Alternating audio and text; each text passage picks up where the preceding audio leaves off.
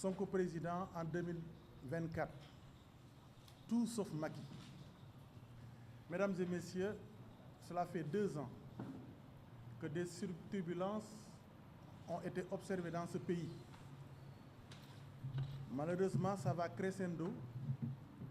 Et nous, les Magui Pastef, nous du bureau politique, du bureau exécutif national, nous avons voulu attendre de prendre la mesure pour donner notre sentiment et notre vue sur les questions de l'heure. C'est ainsi que nous vous avons conviés à cette conférence de presse afin que nul n'en ignore et que l'on puisse témoigner de ce que nous avons comme engagement. Donc les Magui Pastef, le bureau exécutif national, vous remercie de votre présence. Nous allons donc démarrer cette conférence de presse en procédant de la façon suivante. Nous allons déjà donner la parole à M. Henri Badiane, qui va lire en français une déclaration qui a été produite. Ensuite, le coordonnateur national, M. Mayabé, prendra la parole pour s'exprimer en Wolof. Enfin, le doyen des doyens, le Magui Magni, le doyen Alakan, prendra la parole pour recenser tout ce qu'il y aura à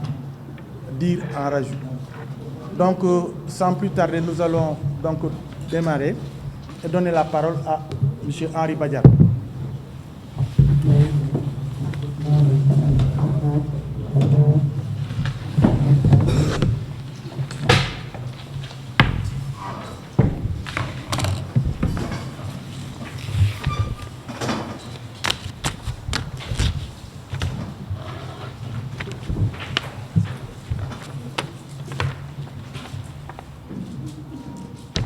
Bénis mes lèvres, Seigneur,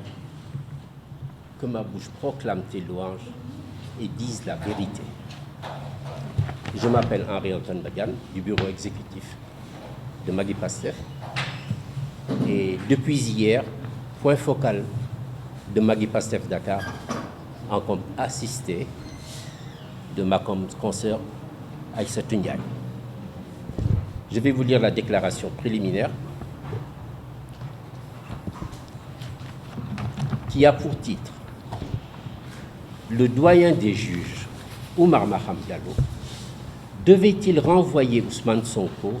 devant les chambres criminelles ?» La réponse est non.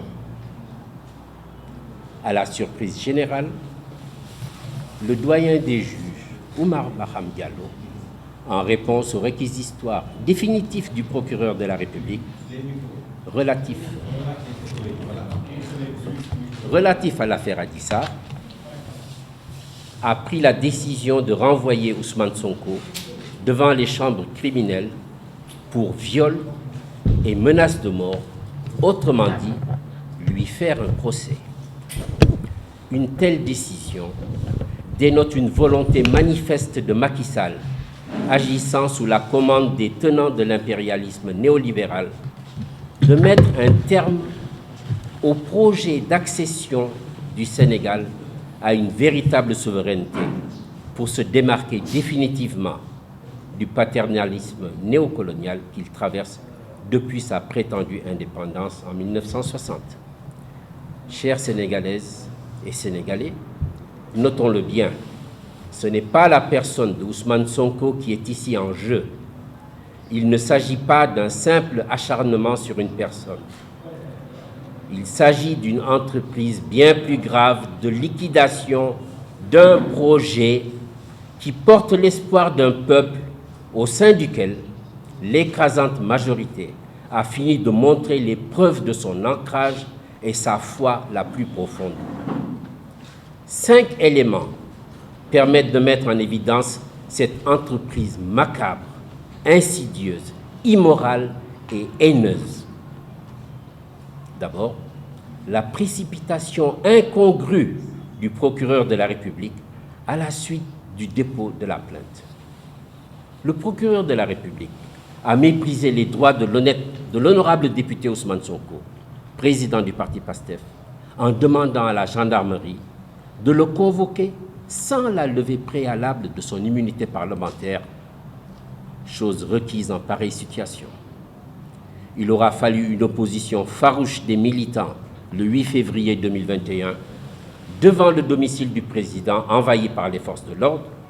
pour que le processus de cette convocation soit interrompu et la procédure de levée de l'immunité envisagée. Par la suite, cette immunité a été levée par la majorité parlementaire dans la précipitation et en violation du droit. Deuxièmement, l'interruption suspecte du cours de l'enquête de la gendarmerie par le procureur de la République. Sentant que l'enquête de la gendarmerie avait pris une orientation favorable au président Ousmane Sonko, avec un certificat médical qui révèle l'absence de rapport sexuel de l'accusatrice depuis un délai dépassant largement l'heure du viol supposé, mais surtout des témoignages infirmant toute éventualité de viol. Il sera prouvé plus tard que le procureur de la République avait demandé le retrait du procès-verbal de la gendarmerie de plusieurs informations favorables à l'accusé et y aura rajouté d'autres inventées le chargeant. Troisième, le choix d'un juge d'instruction partisan à plus d'un titre. Il a partagé dès l'annonce de l'affaire sur sa page Facebook une tribune à charge contre Ousmane Sonko. Et il a des liens particuliers avec plusieurs personnes impliquées dans le complot démasqué. Quatrième, le mépris des révélations de l'instruction. L'ensemble des témoins entendus par le juge ont rejeté la possibilité de viol, excepté le convoyeur de la supposée violée, Sidi Ahmed Maï. Les audios de la supposée victime, dans lesquels elle avoue n'avoir jamais entretenu de rapport sexuel avec Ousmane Sonko, mais avoir agi sous commande d'un groupe de comploteurs. Un rapport interne de la gendarmerie nationale révèle clairement des actes de tripatouillage du procès-verbal de la gendarmerie par le procureur à travers le retrait d'informations à décharge et l'ajout d'informations inventées à charge à des fins d'enfoncer l'accusé et d'enclencher une procédure d'instruction qui s'avérera totalement irréaliste. Ce qu'un homme de l'art, en la personne du professeur Kader Boye, dira de manière explicite, contrairement à ce qui est dit, le juge ne prend pas sa décision uniquement sur la base de son intime conviction, mais sur les éléments probants qui pourraient caractériser l'infraction et sur l'ensemble des faits attestés qui entourent cette affaire. L'on se demande toujours comment cette affaire a pu franchir l'obstacle de l'enquête préliminaire. Et enfin, des actes révélateurs d'un complot. Un message téléphonique indiquant les objectifs du complot, transmis à un des avocats du président Ousmane Sonko, par erreur, par Maître Diordiagne. Ceci révèle clairement son implication dans le complot. Des réquisitions téléphoniques révélant que les comploteurs Mamour Diallo et Gabisso avaient eu plusieurs échanges avec la supposée violée des jours avant le prétendu viol. Plusieurs tentatives de corruption et menaces de mort sur la personne de la propriétaire du salon contre le changement de son témoignage favorable à Ousmane Sonko. Tentatives de corruption et menaces de mort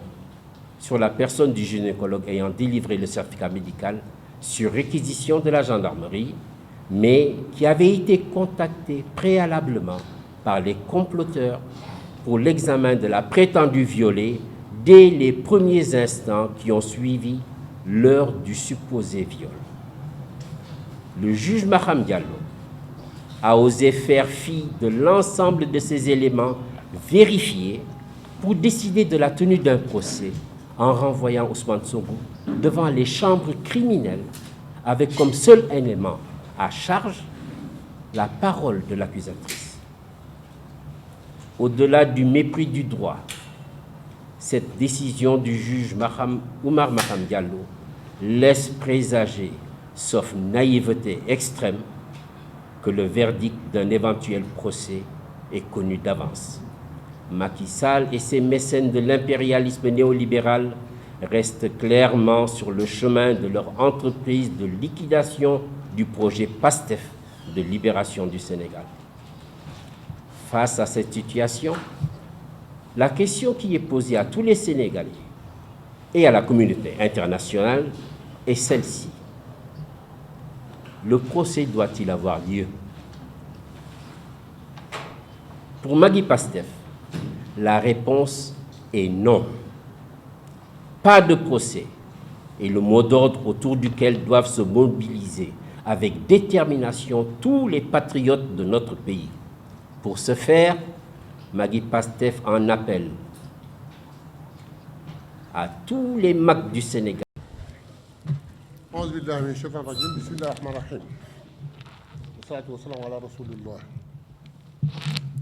Pastef, Sonko, président en 2024, Inch'Allah, tout sauf Macky Sall. Waaw, comme ni ñu ko liiree ci nasaraan léegi ñu jéem koo faram-fàcce ci olof mu am laaj bu tegu di wax ni doyen Oumar Maham Diallo ndax waroon naa jël Ousmane Sonko di ko yóbbu chambre criminelle réponse bi mooy déedéet. fu ñu ko teg ci lu bett doomu aadama yi Sénégal yépp te dëgg soxal leen. Oumar Maham Diallo ci tontu réquisitoire procureur jël na décision ni day yóbbu Ousmane Sonko chambre criminelle. Décision boobu nag dafa mel na décision de commande te ku ne xam na ni Macky Sall ak ñoñam noo nekk ci ginnaaw. léegi nag ñu bëgg wax Sénégalais yi que mbir mi nekkul mbiru benn nit bu tudd Ousmane Sonko. dafa fekk ni dafa porter un projet boo xam ni Sénégal yëpp gëm ko Afrique yëpp gëm ko muy yaakaar ni que cette fois-ci ginnaaw bi ñu ñàkkee Mamadou Dia ñàkk Cheikh Anta Diop ñàkk ñu bari ñu mën a citer ñëpp fii tey bii yoon ce sera la bonne. donc faagaagal Ousmane teqtal ko daaneel ko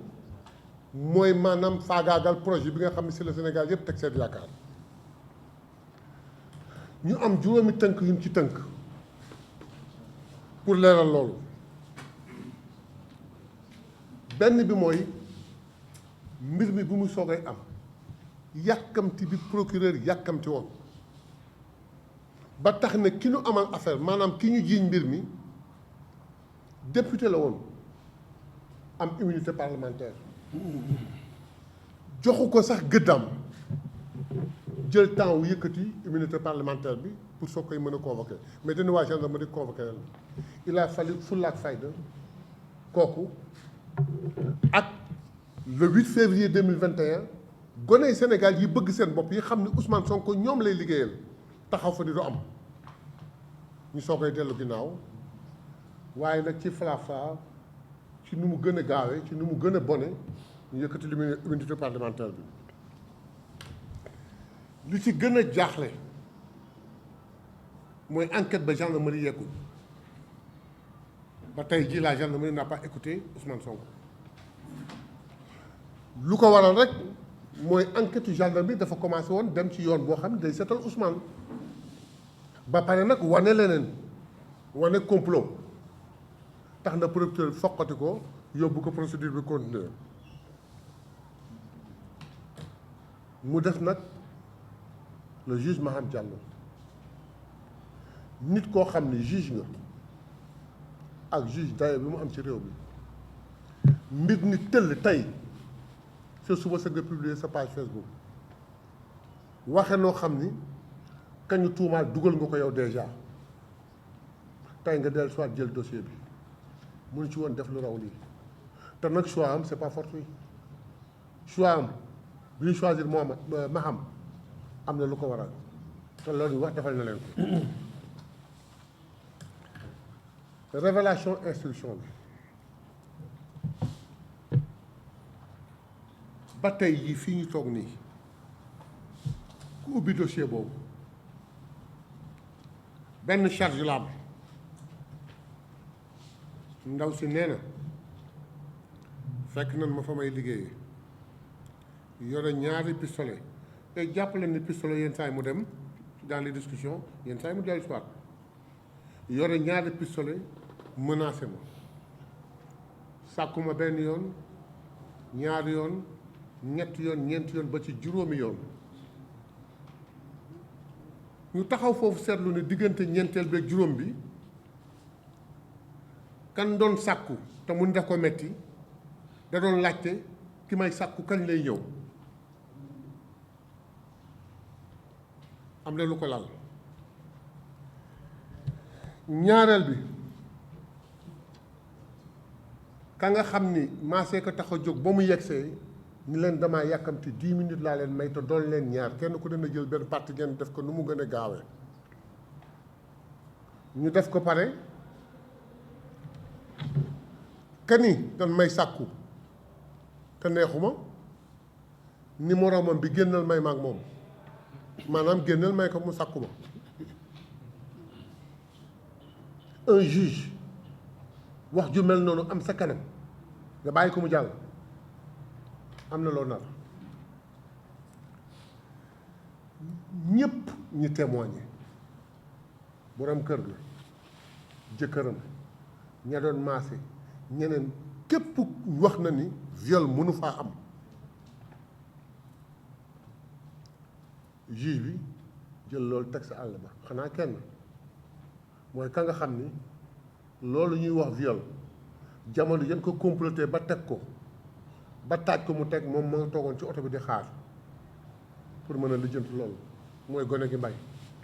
ginnaaw moom ñépp setal nañu Ousmane waaye juge bi yoonam nekku ci la ca des mooy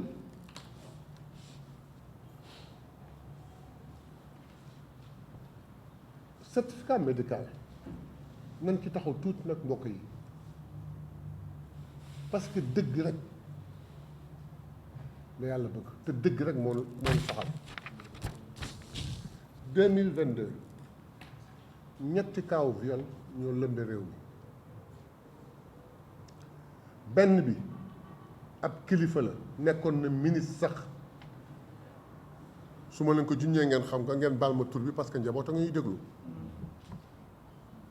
certificat médical moo ni yegg na ca gone ga ba am na lu mu fa bàyyi ma nga ca ndungu sin tëdd beneen bi ab gone nee na diw daf ma sàkku daf ma dóor dafa xotti sama yére certificat médical ñëw taxaw ni déet dóor na ko ndax ma def na ko lii ndaxam waaye nag sàkku ko viol amu fa ñu jugé ko pour cause de blessure mu tëdd la may tëdd ma nga këram tëdd beneen bi mooy bii ñu soxal certificat médical bi nii waxuma la bis bii ñu jiiñ viol bi tey jii ci guddi gi waaye démb ak bërki démb sax ndaw si jotewul ak góor waaw lu tax certificat médical bi mënul sotoo kii ñu gi ñaareel ba ki établir certificat médical bi muy médecin bi kañu tuumaal muy Mamoun Diallo gorom di avocat bi woo na ko ni ko ndax yaa ngi Ndakaaru mu ni ko maa ngi fi mu ni toogal te déglu ma sëñ bi xanaa am na lu ñuy waaj ca bis ba mu ni ko c'est sûr que yaa ngi Dakar mu ni waaw mu ni ko kon toogal te déglu ma ba waxtu wa jot mu ni ko ñëwal gaaw am na xale bu jigéen bu ñu séquestré tëj ko violé ko ba sonn na moom tam ci wàllu liggéeyam mënul bañ a assister une personne en danger mu ni bëreet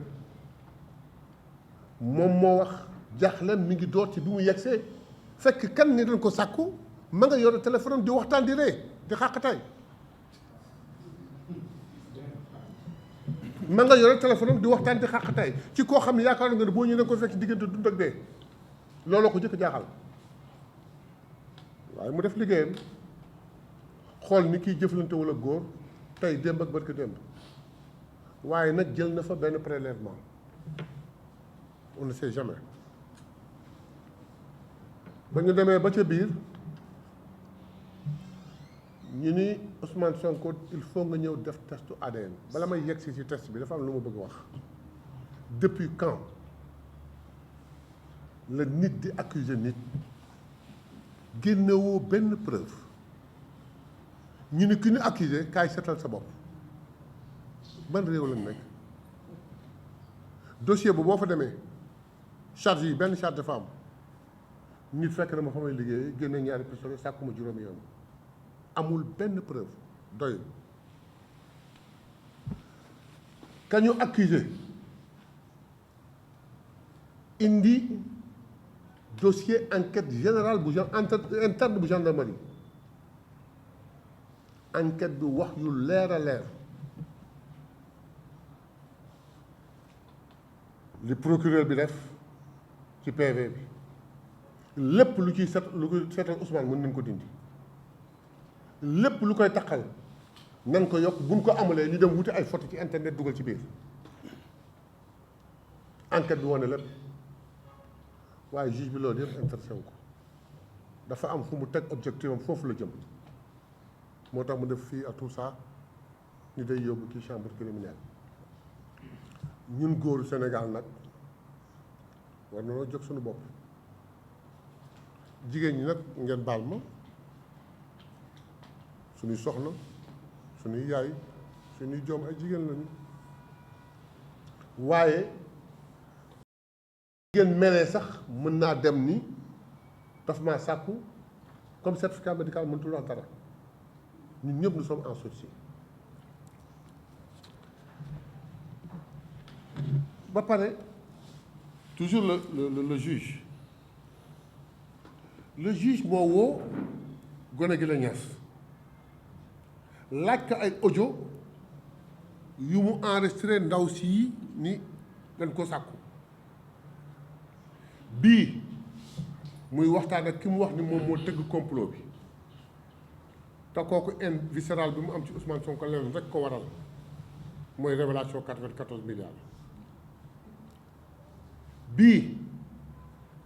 mu ni man kooku mosuma ko xam moom moo ma wër ba gis ma fekk na nekkatuma suite boo te bu ma fexeel ba dellu ba ma fa delloo moom moo tëgg mbir bi Ousmane nag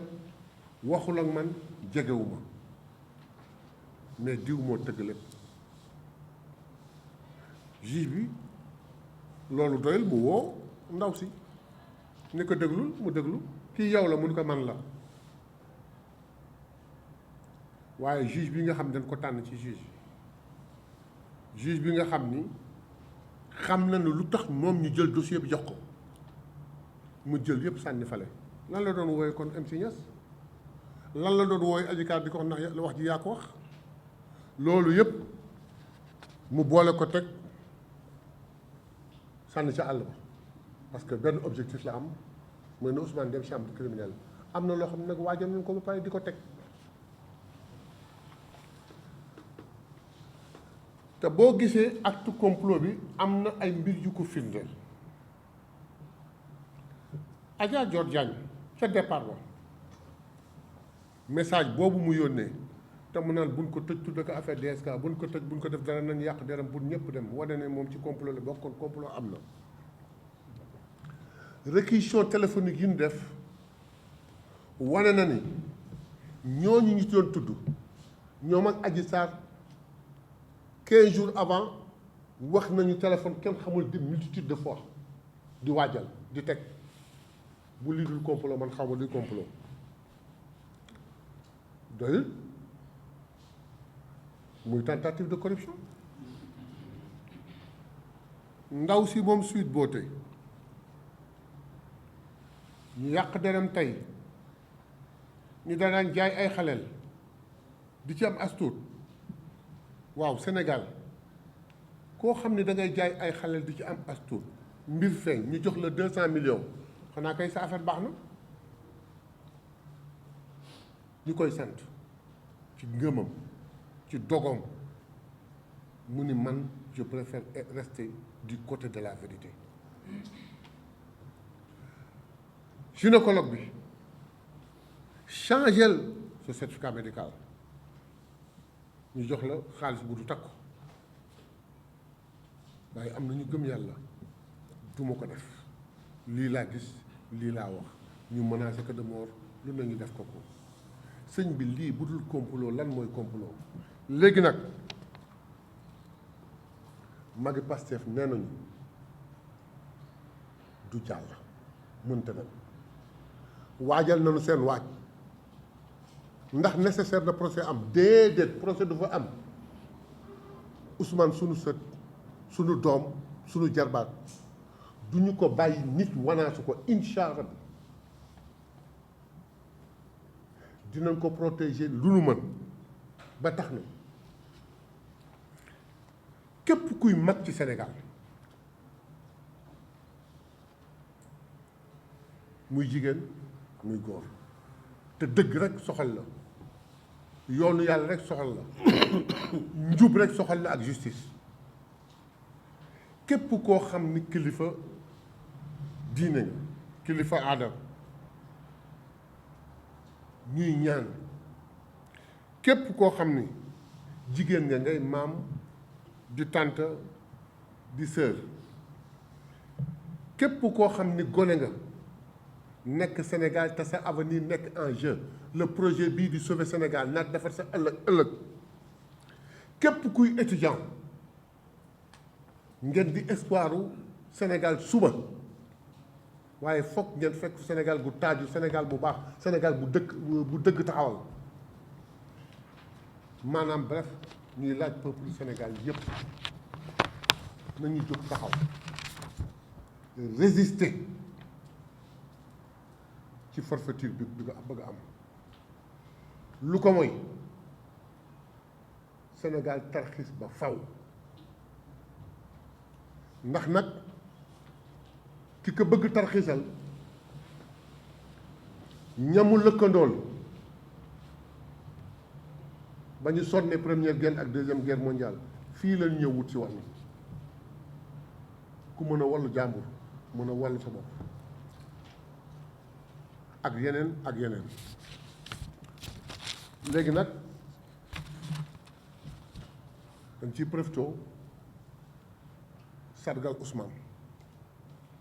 encouragé ko ginnaaw ñaan ñu koy ñaanal ak taxaw bi ñu taxaw ci kanamam wax ni ko legetu bi mu gàddu ci boppam yaakaari Sénégal yaakaari jeunesse bi dund gu wàññeeku nekk ci biir leget gi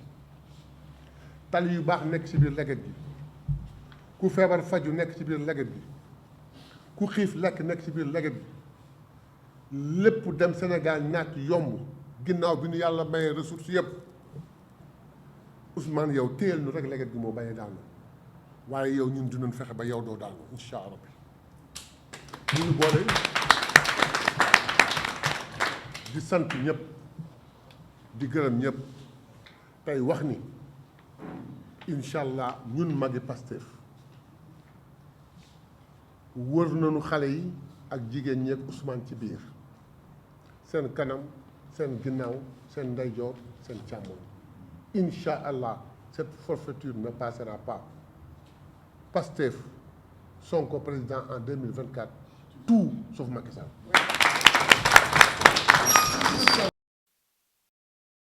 lii loi tere na ko nan ko bàyyi laajuñu leneen suñ ko defee jàmm na ngoy kenn du xoosu kenn du xureeku waaye nag bu fekkee kii ñu denc suñu ginnaaw ak la mu gàddu ni mu réy ak espoir bi moom la ñu bëgg faagaagal waaw nañu commencé ci borom sikkim yu weex yi ils tireront sur nous ñu daanu ñu tirer ci jigéen ñi daanu après ñu accéder ci moom y a aucun problème. ma bëgg ko xamal nag ni ko surtout xale yi nag xale yi di wax naan seen Seydina Ousmane mu sell bi ndigal la ñuy xaar ñu wax xale yi ni leen dans cette résistance yéen ñi nga xam ni yéen a ci seen fajaru dund yéen a mën a wax ni njagub Sénégal jaral na leen seen bakkan ndax Sénégal jag tegu ci yoon wax maanaam ñun ñi nga xam ne ñu ngi suñu tumi si dund bu fekkee suñu sacrifice ñun mag ñi mooy baaxal Sénégal te su Sénégal baaxee nag baax pour ñun baax pour ñoom muy force de l'ordre yi di juge yi di nguur gi di ñëpp di yéen journalistes yi Sénégal gu jag rek la ñu wut ci yoon la mën a jaar donc comme pour dellu soit ci question bi envisagé nañ ko suñu amul benn obstacle dinañ ko dox dinañ wax ak ñoom pour sauver ce pays parce que moom rek la ñu am ñun demuñu fenn dëkkuñu fenn xam nañu koo xam ne tey jënd na maison jënd na kër fale aux États-Unis bu Sénégal jaxasoo woon tey mën na jël avion tey suba dem ñibbi këram man nag aw ma sax ñeegu ñax Mauritanie fii laa am Sénégal fii laay toog moo tax nag ñun dinañ def lu ne pour une fois il y a espoir c'est-à-dire qu'il faut Sénégalais yow pour une fois il y a espoir yàlla desee la tunu dara yàlla jox nañu or jox nañu pétrole jox nañu gaz jox nañu phosphate jox nañu zircon jox nañu lépp xam nga lu nu manqué nit ku baax ku bari xam-xam ku yiw ku jub ànd ndoog ñu baax ñu bari xam-xam ñu yiw ñu jub rek Sénégal dem yoonam am nan ko tey muy Seydina Ousmane Sonko bi xale yi wax ñu ne dañ koy faagaagal wallahi doom billaahi doom dinañ ci def luñ ci war a def ba du am maa ngi dellu soit ci sama conclusion rek di ko wax Seydina Ousmane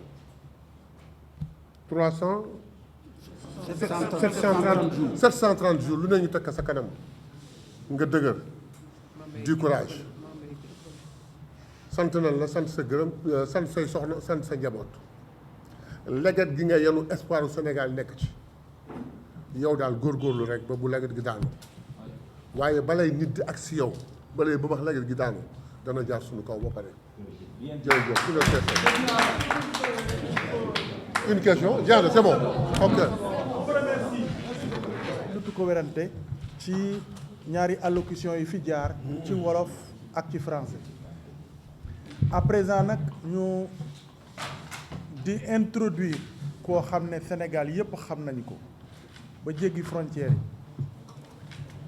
kii mooy suñu doyen des doyens kii mooy suñu sàq mu dul jeex démb tey ñu di ko ñaanal mu fekkewaat ko ëllëg kii nag moo war a jàkkaarloog yéen kii amul frontière amul luñ koy limité donc votre attention s'il vous plaît.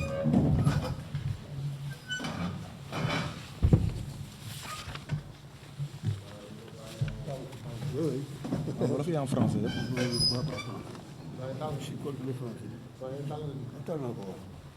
asalaamaaleykum mboolem yëpp asalaamaaleykum journalistes yi suñu àndandoo yi parce que jamono ji moom politicien ak journaliste dañuy ànd ku ne lañuy ànd ñu leen di sant bu baax si ñu ñëw bi ngeen ñëw pour yëkkati suñu kàddu jox ko population bi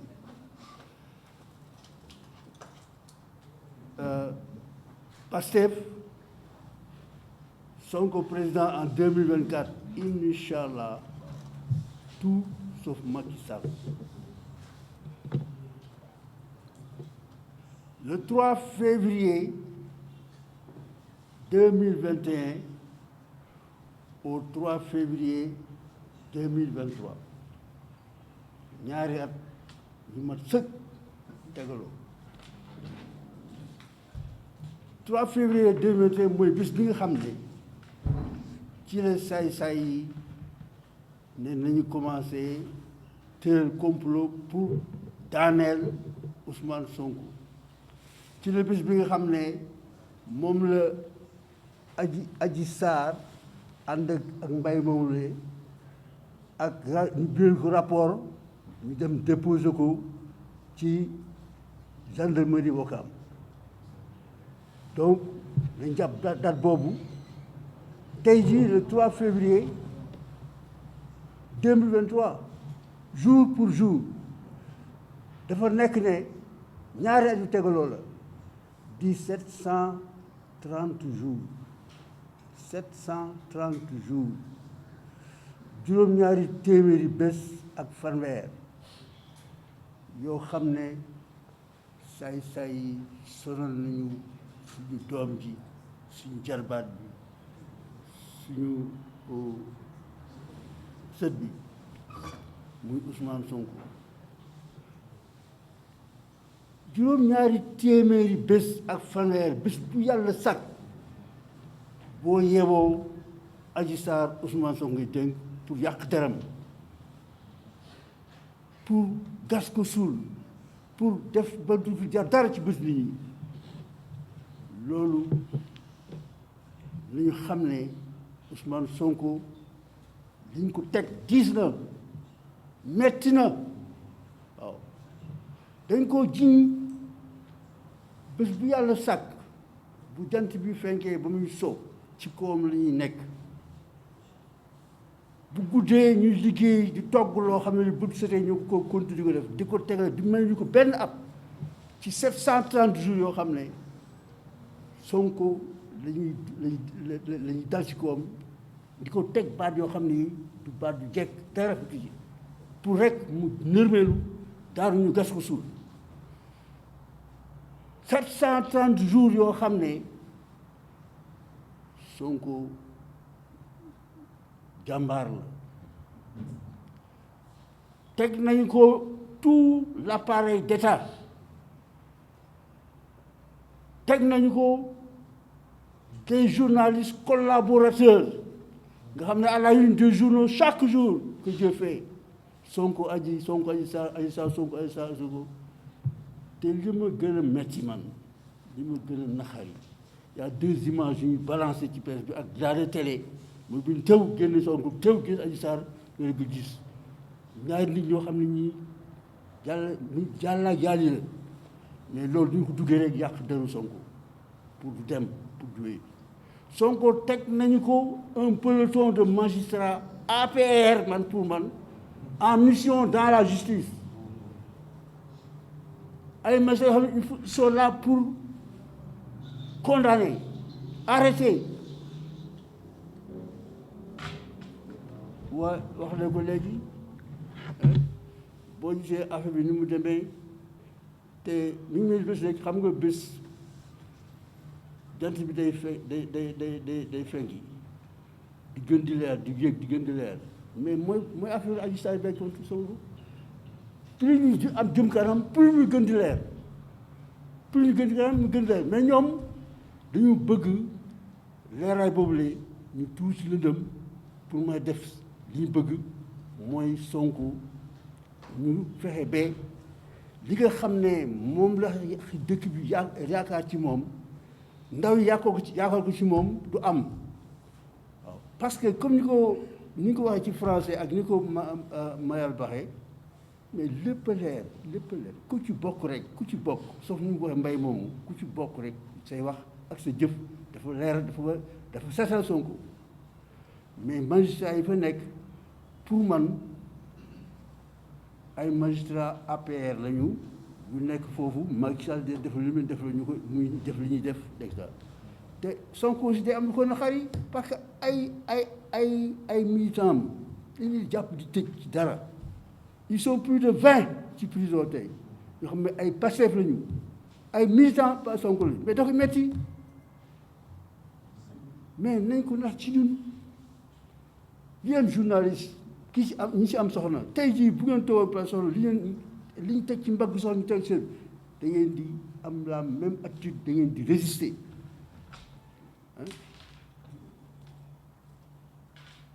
yow policier bi bu amee soxna tey lii daal lii ñuy teg ci dere Sonko ñu teg ko sa der da ngay résister yow soldat bi noonu yow gendarme bi noonu il faut ñu comprendre que Sonko nit rek la te li tax nag dañu ko war a poser la question mais pourquoi ñu acharné pourquoi ñu singili di ko singili mu tëdd ak 730 jours démb si mujj le 2 février 2023 démb lu xew ab saay-saay boo xam ne moo ko porte plainte encore une fois ñu dañ ko yóbbu tribunal Mame Mbaye Niang Mame Mbaye Niang lu mu waxul Sonko am na émission bu def ak la journaliste là mais lu la ko wax ci lu ñaaw lu ne kooku mooy tey muy wëlbatiku ne di yóbbu Sonko mais c'est dans la même logique nag seen problème seen bëgg-bëgg mooy gas Sonko suul ko pourquoi mais lu war loolu Sonko sonn na yéen yaay Sénégal mais toog leen place yaay Sonko pour comprendre que duñ ko def metti na naxari na yaayam ma nga si coor mais yéen tout vous êtes des mères yéen épouses yi Sonko après am ay jabar dañuy def xëy di liggéey depuis mooy di dégg fu ne ci carrière dañuy Sonko Ousmane sa aji Sango loolu daf leen di metti Sonko am na ay doom dañuy jàng école ak si nekk seen morom mais lii dafa ëpp na war nañ cee wax 730 jours ci tey démb moo ci mujj ci loo xam ne teguñu ko fenn et puis ni mu gaawee ni ñu ko gaawale te Sonko déposé na ay plaintes yu jeex ci tribunal yi ay ati at kenn waxu si dara Sonko am na militant bu jigéen bu amoon valeur bu nangoon na sonn ñu ngi tuddee Mariama Sagna dañ ko assassiné fële ci Kër Massar boobaa léegi ba tey waxuñ ci dara mais Sonko di ko dal am na góor dal ñii xar nañu ñii gàddaay nañu ñii dof nañu ñii def mais il tient les dernières images qu'on a on voit Sonko taper sur le ballon mais loolu lan moo ko waral moom joxe na réponse bi 3 choses moo ko waral d'abord sëmb bi mu sëmb te rangoo ko ñu koy wax projet de libération nationale et d'indépendance économique da ko gëm parce que dafa changer politique du Sénégal il est venu et comme je le disais bi ñu installé il a touché là où personne n'a encore touché c'est l'économie. Le premier exemple qu'on peut donner c'est Mamadou Dia. Mamadou Dia s'il avait fait comme les Senghor là teg dem rek ci politique ba tey et cela mais il a commencé par toucher l'économie il a fait le premier plan de développement institutionnel Mamadou Dia la il a parlé de coopération toi ñu ne waa ji nañ ko dindi parce que bu mu nekkee dañuy yàqule on le descend on l'amène à Kédougou ñu garde pendant 12 ans bu mu gumba